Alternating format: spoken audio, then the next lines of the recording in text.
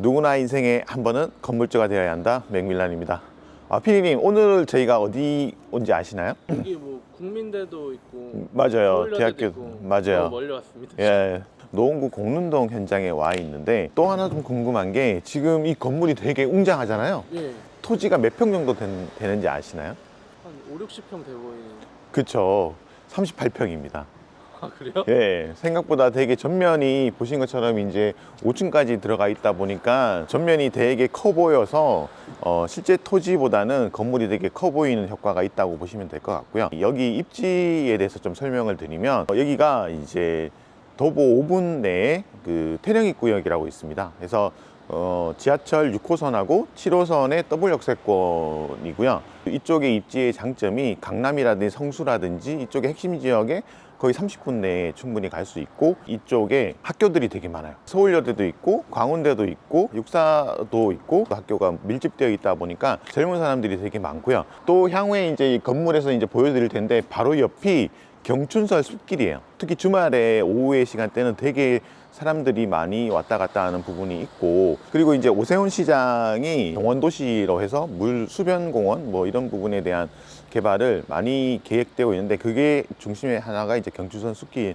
부분도 있고요. 어떤 노원구에서 뭐 하계중계 뭐 이런 부분도 되게 괜찮지만 공릉동 자체가 되게 개발 호재도 많고 이제 젊은 사람도 되게 몰리는 곳이기 때문에 그런 입지적인 장점이 있다고 생각을 합니다. 이 건물의 구성을 좀 말씀드리면 전체적으로 이제 뒤쪽으로 북도로가 접해져 있는데 38평인 토지에도 불구하고 5층까지 할 수 있다는 부분이 되게 장점이고요. 노원구는 다중주택이 안 돼요. 그래서 근생 다가구로 형성을 했고, 아무래도 젊은 세대가 많아서 다가구 같은 경우도 세대를 좀 1.5룸 또는 미니 투룸 형식으로 좀 구성을 많이 했다고 보시면 될 것 같고요. 외벽은 좀 이틀 동안 봤던 거랑 좀 다른 양식이죠. 이거 같은 경우는 천연석이에요. 사실은 농브릭 타일이긴 한데 천연석에 사비석을 썼거든요. 그러니까 사비석 같은 경우는 강남에서도 되게 고급 빌라 단지나 고급 건물에 좀 쓰는 형태인데, 이거를 판으로 쓰지 않고 얇게 타일 형태로 켜서 이제 습식으로 공사를 했던 부분이 좀 특이한 부분인데, 봤을 때 고급스럽고 웅장한 부분이라서 비용이 좀 올라가는 요인은 있지만 되게 좋다고 보고 있고요. 또 형식도 보시면 2층부터는 가로로 이렇게 농브릭 타일을 붙였다고 하면 1층은 좀 세로로 좀 구성을 붙여서 좀 위아래를 같은 재질을 썼지만 변주를 준 부분에 대한 구성이라고 보시면 될 것 같고, 그리고 이제 매지 같은 경우도 위에는 비닐구색으로 했지만 아래는 초콜릿색처럼 짙은 걸로 해서 대비를 준 부분이 이 건물의 외관의 특징이라고 보시면 될 것 같고요. 그리고 이쪽이 이제 주차장이 있기 때문에 이쪽이 가시성이 좋거든요. 그래서 코너창을 써서 실제로 이제 안에 들어가 보시겠지만 개방감을 되게 극대화한 현장이라고 보시면 될 것 같습니다. 그리고 사실은 이제 개인적으로는 이 건물의 기둥을 되게 좋아해요. 전체적으로는 위에는 사비석으로 되게 고급스럽게 했는데 기둥은 좀 날 것 그대로 해서 여기는 이제 코팅제만 뿌려서 요대로 이제 쓸 거거든요. 그래서 이 기둥이 되게 저는 포인트이지 않을까. 외장재를 가로로 붙이냐 세로로 붙이냐에 따라서 느낌이 참 다르거든요. 아래는 제가 이제 세로로 붙여보자라고 이제 제안을 드렸는데 그 부분에서 되게 저는 좀 좋았다고 생각을 합니다. 피디님이 보셨을 때 외관은 좀 어떠신가요? 봤을 때? 되게 좋은 것 같아요. 엄청 넓어 보여. 일단 커 보여요. 그쵸. 말씀하신 평수에 비해. 네, 그러니까 토지가 38평인데 건축주님도 되게 만족해 하시고, 예장 같은 경우는 시공사랑 고민 끝에 비용이 좀 업되지만 건축주님한테는 비용이 전혀 업되지 않은 선에서 이제 제안을 했고 차별화된 건물이 완성됐다라고 볼 수 있을 것 같습니다. 이제 안쪽에 들어가서 세대 내부하고 이제 구성을 좀 말씀을 드리도록 하겠습니다. 여기 건축주님께서는 그 외장재를 내장으로 쓰는 것도 되게 선호를 하세요. 이렇게 재질을 느낌을 다르게 해서 부분이 좀 차별화된 부분이 있다고 보시면 될 것 같고요. 그래서 내부 같은 경우는 아직 마감이 안 됐는데, 바깥에 보면 여기 바로 옆이 이제 초밥집이고 왼쪽은 사실 커피숍이거든요. 1층은 작지만 뭐 테이크아웃이라든지 그런 커피숍으로 좀 활용을 할 생각을 하고 있습니다. 그래서 세대 내부로 이제 올라보도록 하겠습니다. 이제 2층은 이제 사무실로 해서 근생으로 되어 있다고 보시면 될 것 같고요. 그래서 전체적으로 이제 이런 형태고, 3층부터 이제 올라가시면 되게 특이한 게 이게 뭘까요? 보일러실이에요.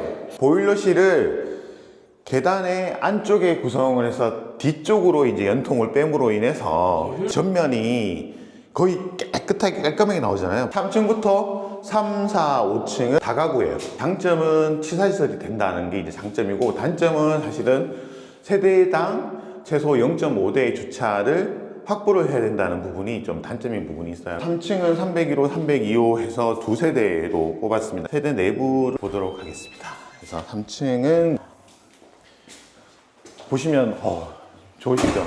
진짜 넓어요. 예, 아까 이제 코너 창이 주차장 쪽에 있다 보니까 그 코너 창에서 이제 개방감이 확 있게 코너를 길게 뽑았다고 보시면 돼요. 사실은 여기가 실평수는 8평, 9평밖에 안 되는데 되게 넓어 보이는 이유가 뭐냐면 시선을 안에 가두지 않고 바깥으로 이렇게 빼는 부분에서 이 건물을 좀 더 크게 보이고 내부 공간을 좀 더 시원하게 보이는 코너를 썼는데, 여기 같은 경우는 사실은 이제 코너를 잘못 쓰면 이제 그 구조적으로 문제가 될 수 있는데, 여기 이중창을 써서 그 밖에서는 되게 마감을 깔끔하게 하고 해서 요런 식으로 하다 보니까 개방감은 개방감대로 살리면서 구조는 또 좀 안전하게 갈 수 있는 부분이 좀 장점이라고 보시면 될 것 같고요. 여기는 이케아 주방으로 해서 건축주님이 일반적인 붙박이장에서 탈피해서 특화된 부분, 인테리어적인 측면에서 싱크대 상판 같은 경우는 대리석 같은 강한 재질로 쓰는데 원목을 썼어요. 근데 이렇게 해도 되는 부분이라고 판단되는 게, 새로운 세대들 같은 경우는 그렇게 이제 집에서 해먹는 게 별로 없고 그냥 간단하게 이제 조리하는 부분이 있어서 활용을 했고, 이제 싱크대 같은 경우도 또 자기로, 보통 스테인레스로 뭐 되게 많이 하는데 이것도 포인트로 썼다고 보시면 될 것 같고요.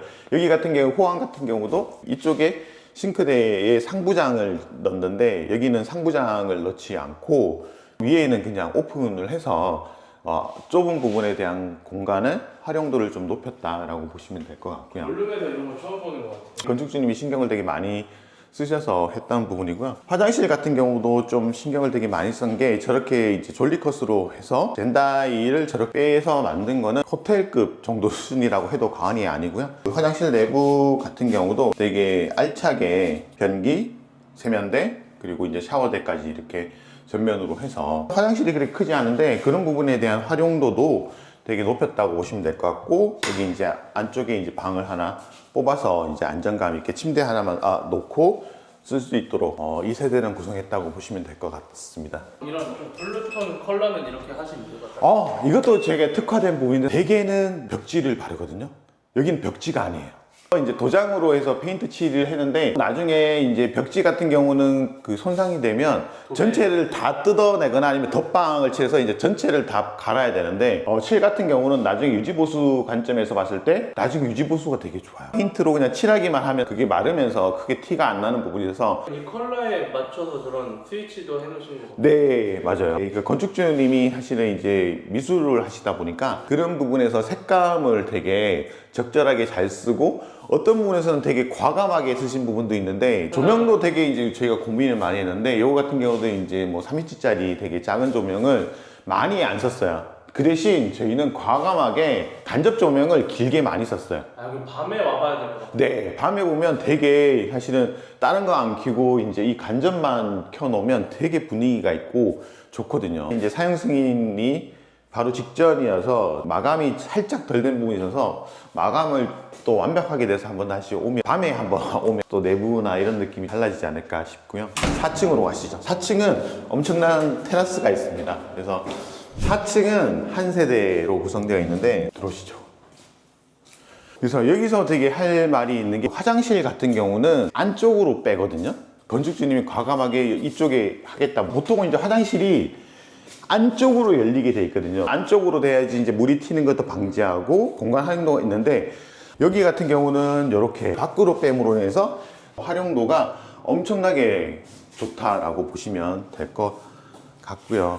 이거 같은 경우도 이제 세탁기가 안 들어와 있는데, 여기 이제 하부에 세탁기가 들어오고, 위에 특이하게 건축주님이 4층은 실제 주고 하시면서 그 에어비앤비로 좀 돌리실 생각이시거든요. 1.5룸 같은 경우에 이제 임대가가 보통 70, 80 정도 수준이거든요. 근데 에어비앤비를 돌리니까 이거는 것처럼 다 빼고도 한 200 정도가 남더라고요. 이케아라고 해서 포인트로 주방을 좋다고 보시면 될 것 같고요. 이렇게 이제 빛이 들어오고, 여기 포인트는 테라스예요. 이게 한 세대를 다 쓰다 보니까 이 일조사선 영향에 의해서 그런 부분이 있지만, 아래는 이제 데크를 까셨어요. 데크를 깔다 보니까 되게 좀 넓은 면이 있고, 여기가 어디냐면 여기가 바로 경춘선 숲길이거든요. 지금도 이제 사람들이 다니는 모습이 있는데, 주말 되면, 그래서 건너편에 보면 여기도 커피숍이고 왼쪽도 커피숍이고 오른쪽은 초밥집이고 해서 그런 게 이제 흰축도 많이 되고 사람들 유동인구가 되게 많은 부분이 있거든요. 그래서 근데 가봤던 테라스 중에 거의 제일 큰 것 같아요. 그죠? 근데 여기 또 비밀이 있어요. 철제 난간을 여기 가운데 박거나 이 앞에 박아서 이 공간 활용이 되게 작게 되는데, 이거를 이 고정을 안정적으로 고정을 하고 밖으로 내다 보니까 이 공간이 훨씬 더 활용도가 높아진 부분이 있죠. 에어비앤비로 돌리니까 킬링 콘텐츠가 될 수도 있지 않을까라는 생각을. 네, 사진도 좀 잘 찍고 하면 되게 잘 나갈 것 같고 수익성을 극대화할 수 있는 어떤 방향이지 않을까? 약간 이 집은 술래잡기 해도 될 것 같아요. 네, 원이어가지고. 그쵸. 네, 그래서 이렇게 돌아서 이제 깨알같이 안쪽도 테라스 공간이 있고 출입할 수 있는 부분이 있어서 5층은 또 다시 옥타입이 있어요. 그래서 이 건물은 되게 재밌어요. 전체적으로 각 층별로 그냥 심심하지 않고 다 개성이 있고 건축주의 개성이 그렇게 발휘된다고 생각을 하고요. 근데 이제 이 건축주분도 지방 분이시거든요. 맥밀란하고 하는 분들 중에 지방에서 오신 분들이 꽤 많은데, 그 이유가 뭔지 아세요? 뭐예요?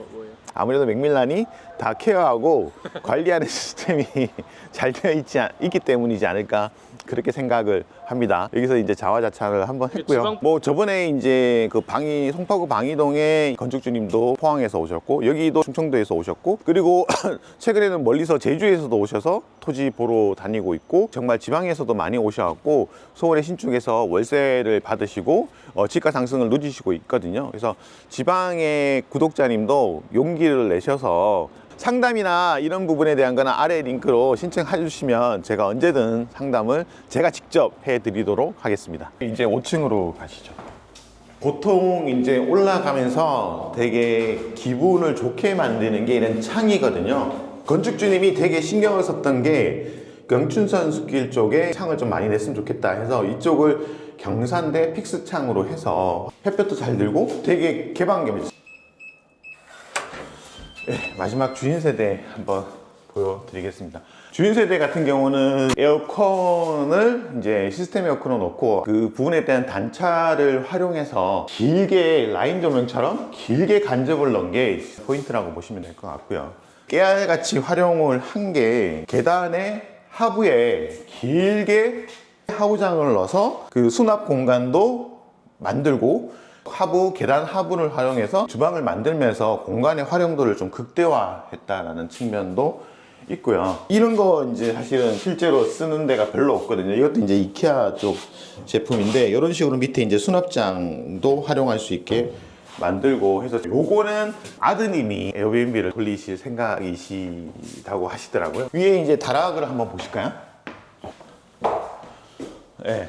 실제로 이제 다락 부분은 여기를 이렇게 내려 시스템 에어컨을 만들 수 있지만, 그러면 이제 전체적으로 층고가 안 그래도 낮은데 벽걸이를 덮고요. 생활할 수 있는 공간 또는 이제 짐을 놓을 수 있는 다락 공간으로 이렇게 만들었고요. 뒤에 나가면 여기도 이제 깨알같이 테라스가 또 있습니다. 가서 보시면 여기서 보는 또 맛이 있죠. 여기 보시면 여기는 진짜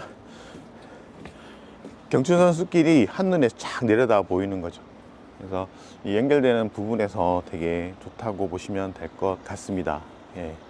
전체적으로 건물 1층부터 5층을 다 소개를 드렸는데요. 이 토지 사실은 이제 뭐 되게 궁금하신 게 이 토지 얼마에 샀냐 하면, 사실은 2천만 원도, 평당 2천만 원도 안 되는 되게 소액으로 했고, 공사비에서 총 소요 금액이 뭐 한 10억 중반 정도, 그래서 자기 자금이 한 4억 정도 대출을 활용한다고 가정했을 때, 그래서 사실은 이렇게 서울의 더블 역세권에 정말 3, 4억이면 그냥 서울에 오피스텔 하나 정도 살 수 있는 가격밖에 안 되거든요. 아파트도 못 사잖아요. 그러니까요. 그러니까 전세로도 못 사나요, 사실은.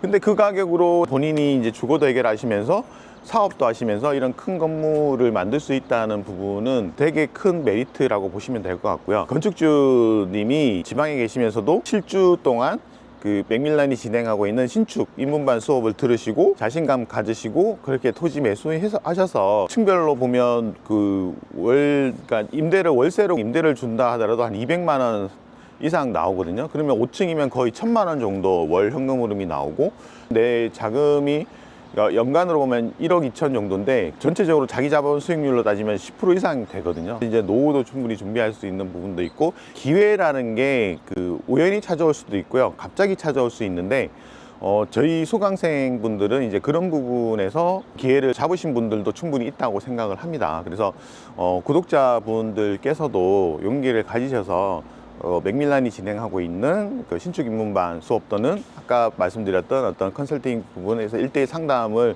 신청을 해서 들으시면 또 다른 기회를 좀 만드실 수 있지 않을까 그렇게 생각을 합니다. 그래서 오늘은 이렇게 현장에 왔는데요.